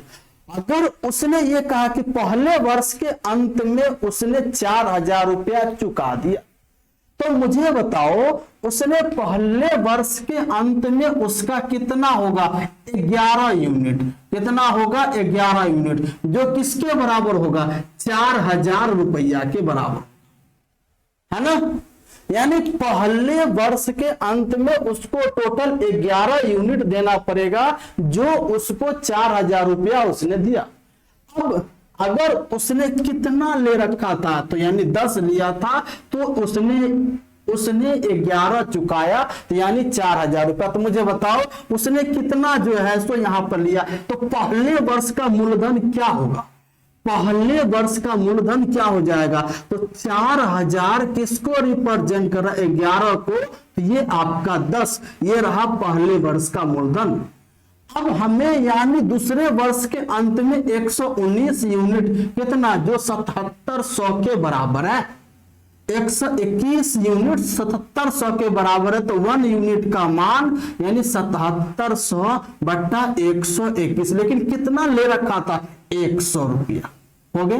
यानी पहले वर्ष का मूलधन ये रहा, दूसरे वर्ष का मूलधन ये रहा, तो टोटल मूलधन उसका कितना हुआ ये आपसे पूछा, तो कितना हो जाएगा ये हमें ये बताओ। ये आपका 11 से कटेगा, 11 से ये कटा 11 और 11 से ये आपका 7, तो यहां पर कितना हो जाएगा, ये बनेगा आपका 40,000 बट्टा में 11 प्लस में ये रहा आपका कितना 70,000 और बट्टा में 11। अब ध्यान से देखो 7 4 11 पे 4 0 1 2 3 4 और ये बट्टा 11, ये से ये 11 कटेगा, यानी 10,000 रुपया उसने उधार किसी से लिया था और उसने कहा है कि हमें जो है सो पहले वर्ष के अंत में 4,000 रुपया आपको दूंगा और दूसरे वर्ष के अंत में हम आपको 7700 रुपया देंगे। तो उसने टोटल कितना दिया, तो टोटल उसने जो है सो 7 4 11,700 रुपया उसने दिया, जबकि उसने उधार ले रखा था 10,000 रुपया। तो बात समझ में आई? बिल्कुल बिल्कुल। चलिए next number question number 18। 18 number question क्या है उसको हम समझने की कोशिश करते हैं। 18 नंबर प्रश्न क्या है उसको समझने की कोशिश करते हैं। ये कहा है कि किसी ऋण को 2 समान वार्षिक किस्तों में वापस करना है। कोई ऋण है यानी उसी पैटर्न पे है, कोई ऋण है उसको 2 समान वार्षिक किस्तों में वापस करना है, यानी दोनों वार्षिक किस्त उसका क्या है, समान है। अब कहा है कि यदि ब्याज दर प्रति वर्ष 10% है, जिसकी गणना वार्षिक चक्रवृद्धि आधार पर होती है और प्रत्येक किस्त 6534 रुपया है, तो लगाया गया कुल ब्याज क्या होगा, यानी उस पर जो है सो लगाया गया कुल ब्याज क्या होगा। तो सबसे पहले आप देखो रेट कितना है 10%, 10% 1/10। अब इसमें दो, उसमें जो है सो उसने 2 जो है सो वार्षिक किस्त दिया, दोनों के समान है, तो यानी पहला साल का उसका कितना बनेगा, तो पहला साल 10 से 11 बनेगा, दूसरा साल यानी 2 साल में कितना हो जाएगा, तो 100 से वह 121 बनेगा, पावर बढ़ता जाएगा, 3 साल पावर 3 से पावर 3 1000 से 1331। लेकिन यहां पर एक दोनों किस्त समान है, तो भैया यहां पर ये जो होता है किस्त होता है, ये आपका होता है प्रिंसिपल होता है ना, ये आपका होता क्या है, तो प्रिंसिपल होता है, और ये आपका होता है इंस्टॉलमेंट। इंस्टॉलमेंट यानी इंस्टॉलमेंट किस्त। तो इंस्टॉलमेंट में क्या क्या दिया जाता है, पहला मूलधन दिया जाता है प्लस उसका ब्याज दिया जाता है। इंस्टॉलमेंट में मूलधन दिया जाता है, ब्याज दिया जाता है। इसका मतलब अगर आज उसने 10 रुपया मूलधन उधार जो है लिया है, तो 10 वर्ष के बाद उसको 11 रुपया चुकाना पड़ेगा एक का ब्याज दे। अगर यदि आज उसने 100 रुपया उधार जो है ले रखा है, तो 2 वर्ष के बाद उसको 121 चुकाना पड़ेगा 10% वार्षिक चक्रवृद्धि ब्याज की दर पर। अब यहां पर दोनों किस्त इंस्टॉलमेंट समान है, यहाँ 11 है, यहाँ 121 है, तो इसको समान बनाने के लिए हमें दोनों में कुछ परिवर्तन करना पड़ेगा। 11 को 121 बनाने के लिए 11 से मल्टीपल है, अगर यहाँ 11 से मल्टीपल है तो यहाँ भी 11 से, तो ये कितना हो गया आपका, तो ये आपका हो गया 110 से कितना हो गया 121 हो गया। अरे बोलो बात समझ में आई कि नहीं आई? तो यानी प्रत्येक किस्त कितने का हुआ, प्रत्येक किस्त कितने का है, तो प्रत्येक किस्त आपका 121 यूनिट का है, और यह 121 यूनिट रियल में कितने का है, तो रियल में आपका 6534 के बराबर है, 6534 के बराबर आपका रियल में। उसने टोटल ब्याज कितना दिया, तो सबसे पहले ये बताओ यहां पर ब्याज उसने कितना दिया, यानी 110 मूलधन था, 121 उसने ब्याज दिया, तो यहां पर ब्याज उसने 11 यूनिट का ब्याज दिया। अरे बोलो हाँ या ना, 110 उसका मूलधन था, 121 उसने जो है उसका इंस्टॉलमेंट, मतलब ये बना यहां पर ब्याज कितना दिया 11 यूनिट का, और यहां पर ब्याज कितने का दिया तो 21 यूनिट का, तो उसने टोटल ब्याज कितने का दिया, तो उसने टोटल ब्याज आप जोड़ोगे तो यानी 32 यूनिट का उसने टोटल ब्याज दिया। तो यानी हमें 32 यूनिट का मान मुझे निकालना, तो मुझे बताओ ये हो जाएगा 65 34 बट्टा 121 इंटू आपका 32 हो गया। अब ये आपका 11 से कटेगा, तो ये आपका हो जाएगा 11 से कटेगा ये 11, और ये हो जाएगा आपका कितना 11 पचे 55, आपका कितना हो जाएगा यानी 10 103 11 जो है 99 4, और ये आपका, और ये फिर 11 से कटेगा तो यानी 11 पचे 55 और 11 चौक 44, यानी कितना बनेगा आपका 54 इंटू 32। हाँ तो ये कितना हो जाएगा आपका 4 दूना 8 हो जाएगा, 4 तिया 12 10 आपका जो है सो 22 कैरी 2, और ये 5 तिया 15 16 17 यानी 1728 रुपया उसने टोटल ब्याज दिया था। अगर आपसे पूछेगा मूलधन कितना था, कितना रुपया जो है सो ऋण पर उधार जो है सो लिया था, तो यानी पहला 110 और यानी 220 यूनिट उसने उधार ले रखा था। तो अगर पूछे कितना उधार लिया तो 220 यूनिट यानी 210 यूनिट उसने आपका उधार ले रखा था, तो 210 यूनिट का मान आपको यहां से जो है सो निकालना पड़ेगा। आ रही है बात, बिल्कुल आ रही। चलिए नेक्स्ट क्वेश्चन, क्वेश्चन नंबर आपका 19 नंबर क्वेश्चन को मुझे बताओ।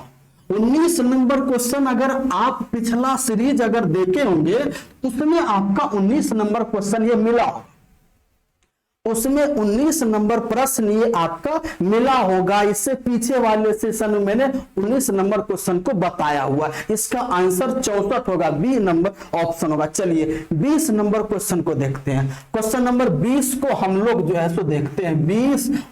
19 नंबर का सॉल्यूशन मैंने पिछले वाले सेशन में बता रखा है, वहां पे जाके आप लोग देखिए उसका आंसर क्या है। उसका आंसर मैंने बताया था 64 है ना, उसका सॉल्यूशन क्या है पिछले सेशन में आपको मिल जाएगा। चलिए ए और बी की वर्तमान आयु का अनुपात 7:8 है।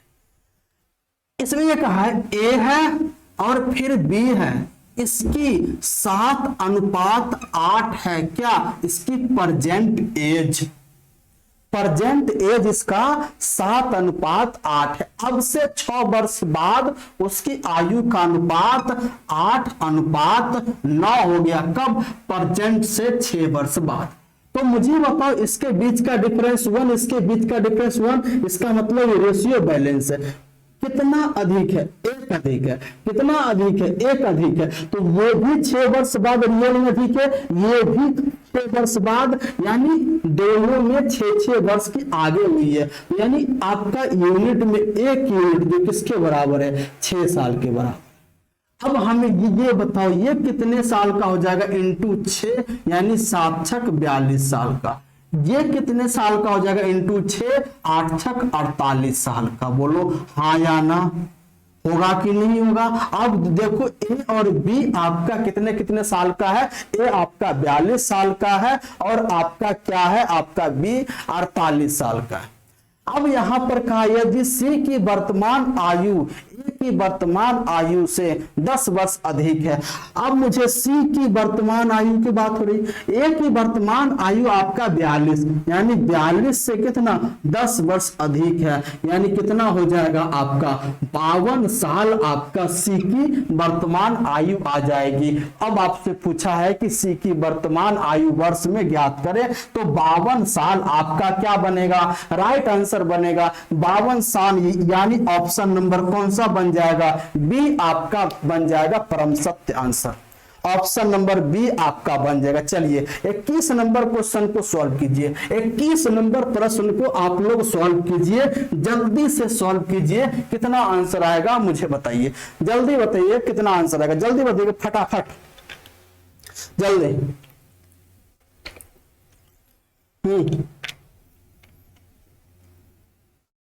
21 नंबर क्वेश्चन का आंसर बताइएगा, है ना। 21 नंबर क्वेश्चन का आंसर आप लोग जल्दी बना लीजिएगा। जब इरादा बना लिया हो ऊंची उड़ान का तो देखना फिजूल है कद आसमान का। यहां पर यह कह रहा है कि हाँ, तो यहां पर यह कह रहा है कि एक लेखागार ने एक संख्या को 9/2 के बजाय 2/9 से गुना कर दिया, यानी उसको जो है सो 9/2 से मल्टीप्लाई करना था।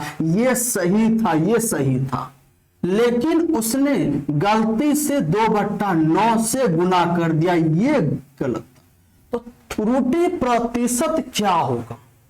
तो हम इसके लिए करना क्या होता है, इस 9 का मल्टीप्लाई यानी इसका मल्टीप्लाई इसमें आपका 81 और इसका मल्टीप्लाई इसमें आपका 4, यानी उसका रियल आपका 81 आंसर होना था, लेकिन उसका आंसर हुआ 4। कितने परसेंट, कितना का त्रुटि हुआ, यानी प्रतिशत त्रुटि, त्रुटि कितना हो जाएगा, यानी प्रतिशत त्रुटि कितना हो जाएगा। अब ये देखो, प्रतिशत त्रुटि इक्वल टू हो जाएगा कितना का, कहां से 81 से कितना का हुआ आपका रॉन्ग, तो यानी 77 यानी 76 यानी 70 कितना का, 81 में से घटाओगे 4 यानी 77 का उसको रॉन्ग हुआ 81। तो 100 पे कितना हो जाएगा, हो गया। तो अब ये आपका परसेंट में, तो 7700 में 81 से भाग लगाइएगा, तो ये आपका लगभग आपका कितना आ जाएगा, 95% आंसर आ जाएगा। आपके लिए एक काम ये है कि आपको 7700 में 81 से भाग लगाना है। जल्दी आप मुझे लगा के बताइए कितना होगा, लगभग 95% आपका उत्तर ऑप्शन नंबर क्या होगा, बी आपका सही उत्तर होगा। 7700 को 81 से भाग लगाइएगा, जल्दी लगाइएगा। आइए आपका 22 नंबर क्वेश्चन, 22 नंबर क्वेश्चन आप देखिए, ये भी कितना अच्छा प्रश्न है, कितना आसान प्रश्न है भाई। हमारे साथ कितना भी मुश्किल प्रश्न अगर है ना, तो वो मुश्किल प्रश्न भी आपको आसान बना के दूंगा। मुश्किल प्रश्न भी मैं आपको आसान बना के दूंगा, बशर्ते आपके लिए यही है कि आप कंटिन्यू क्लास को अटेंड कीजिए, रेगुलर क्लास को अटेंड कीजिए। यहां पर यह कह रहा है कि एक वृत्त में 10 सेंटीमीटर लंबी जीवा वृत्त के केंद्र से 12 सेंटीमीटर की दूरी पर है। अब आपको एक बात बता दूं कि अगर मैं जीवा पर सेंटर से लंब खींचू ना, तो वह लंब जीवा को 2 बराबर भागों में बांटती है। हमने इसके लिए यहां पर एक सर्कल खींचा, ये रहा आपका सर्कल, आपको नजर आ रहा होगा अच्छे से, ये रहा आपका सर्कल। अब सर्कल में एक जीवा है ये, और ये पूरा आपका कितना है, 12 सेंटीमीटर। अब यहां पर हमारा कोई सेंटर है O। अब ये यहां से इस जीवा की दूरी का अर्थ हो गया कि न्यूनतम दूरी की बात कर रहा है। इसकी दूरी का अर्थ आपका ये हो गया, अच्छा ये रहा आपका जीवा की लंबाई 10, यानी सेंटर से जीवा की लंबाई आपका कितना है, 12 सेंटीमीटर। अब यहां पर इसकी न्यूनतम दूरी की बात करें तो न्यूनतम दूरी हमेशा लंब होती है। तो हमें ये बताओ, हमने सेंटर से जीवा पे लंब डाला तो जीवा को 2 बराबर भागों में बांटेगी, तो इधर भी आपका 5 हो जाएगा, इधर भी आपका 5। ये तो यानी सेंटर, इसका रेडियस यहां से यहां, ये रेडियस 5 है, 12 है, तो इसका रेडियस यानी हाइपोटेनस बन जाएगा 13 सेंटीमीटर। तो यही हाइपोटेनस इस त्रिभुज के लिए इसका रेडियस है, तो रेडियस हमारा निकल के आ गया 13 सेंटीमीटर। हमसे पूछा है व्यास, डायमीटर क्या होगा, तो इसका दुगुना होता है, तो आपका 26 सेंटीमीटर आपका इसका क्या होगा, डायमीटर हो जाएगा। 26 सेंटीमीटर का अर्थ हो गया ऑप्शन नंबर क्या बनेगा, बी आपका राइट आंसर। ऑप्शन नंबर क्या होगा, बी आपका राइट आंसर होगा। बोलो किसी को डाउट, बिल्कुल नहीं। चलिए एक number question, question number 23 number आप लोग सॉल्व करके बताइए। जल्दी बताइएगा, क्वेश्चन नंबर 23 को सॉल्व करना है। जल्दी आप लोग सॉल्व कीजिए, जल्दी जल्दी जल्दी जल्दी जल्दी सॉल्व कीजिए। 23 नंबर क्वेश्चन बिल्कुल आसान है, बिल्कुल देखो सिंप्लीफिकेशन क्वेश्चन है। सिंप्लीफिकेशन कर रहा है कि 3/4 भाग 3/4 ऑफ 3/4। तो सबसे पहले किसकी क्रिया होती है? ऑफ की होती है, उसके बाद किसकी होती है? भाग की होती है, उसके बाद मल्टीप्लाई की, तब आपका जोड़ का, तब आपका घटाव का। आपने बॉडमास का नियम पढ़ा ही होगा। तो यहां पर ध्यान से देखो, 3/4 भाग 3/4 और ऑफ 3/4 है। सबसे पहले इसकी होगी क्रिया, तो ये कितना हो जाएगा? 3 × 9/16। अरे बोलो हाँ या ना, ये 9/16 हो जाएगा। बोलो हाँ या ना ऑफ वाला। अब क्या है? इंटू 4/3, यानी इंटू 4/3 आपका। बात खत्म। अब क्या है? प्लस प्लस प्लस क्या है? 5/2 कितना है आपका? 5/2 भाग 2/5 ऑफ 5/4। इसका आप कैलकुलेशन कर लो। 2/5 ऑफ 5/4, तो यानी 5 से 5 कट गया और ये 2 आपका 1/2 बना, यानी ऊपर ऊपर मल्टीप्लाई 2 × 5 = 10, 5 × 20, यानी 10/20 का मतलब हो गया 1/2, यानी 5/2 भाग कितना बनेगा? 1/2 हो गया ये। अरे हो गया। अरे बात आ रही कि नहीं आ रही? 2/5 ऑफ 5/4, इसका कैलकुलेशन। तो ऑफ का मतलब होता है in form of multiplication, multiply कीजिए, यानी 2 × 5 = 10, 5 × 20 कट के 1/2 आपका, वही मैंने 1/2 यहां पर जैसे लिखा है। हो गया। अब उसके बाद क्या है? माइनस ब्रैकेट शुरू है आपका, तो 2/3, उसके बाद क्या है आपका?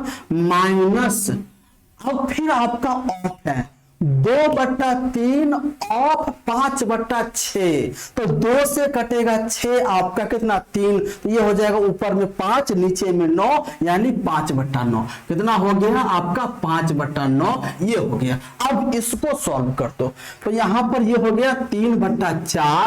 अब ये भाग को मल्टीप्लाई में चेंज करो तो 16/9 और ये हो जाएगा 4/3 हो गया। अब ये प्लस है तो प्लस 5/2 इंटू इसको भाग को मल्टीप्लाई में चेंज कीजिए, तो नीचे वाला ऊपर, ऊपर वाला नीचे।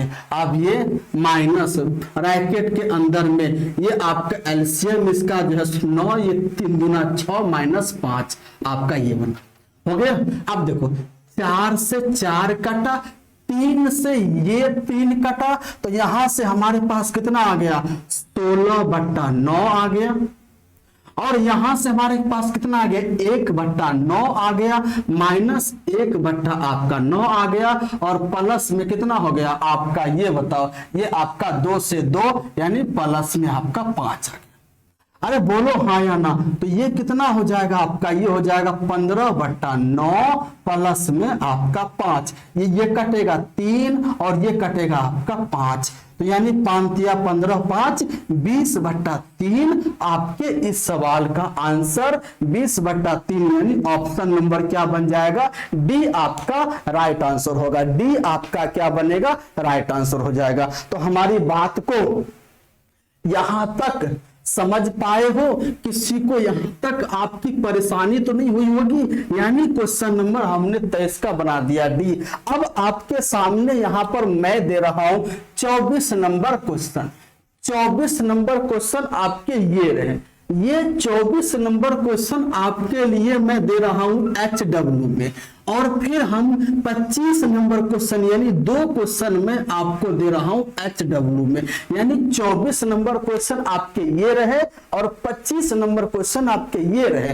ये 2 प्रश्न हम आपको HW में दे रहे हैं, इसको आप लोग लिख लीजिए। ये 24 नंबर प्रश्न आपके ये और 25 नंबर प्रश्न आपके ये दोनों प्रश्न मैंने HW में आपके लिए दिया। इन दोनों को आप लोग जो है सो घर से, यानी जहां पर वहीं से बना के, और इसका मुझे आंसर कमेंट में पक्का आप लोग दीजिएगा।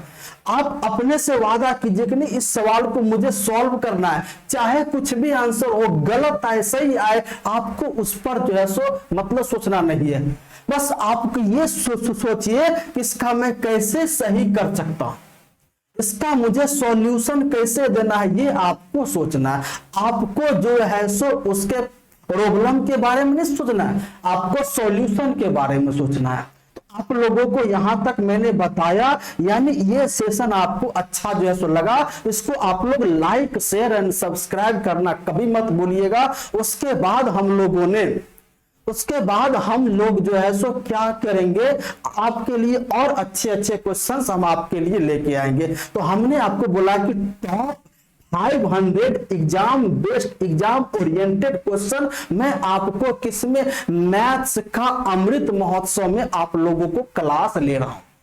इसमें हमने टॉप 500 क्वेश्चंस यानी स्वतंत्रता दिवस के उपलक्ष्य में मतलब जो है सो आने वाला, उसके उपलक्ष्य में हम यहाँ पर टॉप 500 क्वेश्चन यानी तो मैथ्स का अमृत महोत्सव नाम के सीरीज से आपके सामने क्वेश्चन ले रहा हूं।